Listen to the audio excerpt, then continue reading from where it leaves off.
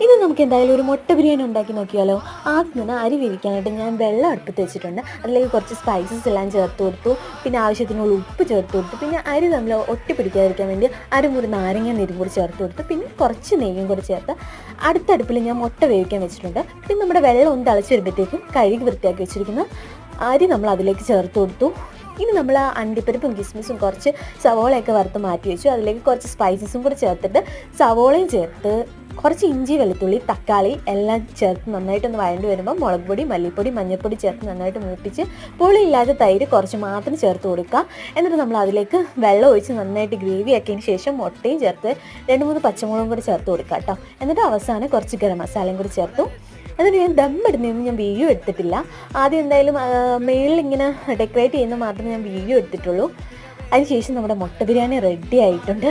നല്ല super tasty ആയിട്ടുള്ള ബിരിയാണിയാണ്. എല്ലാവരും ഒന്ന്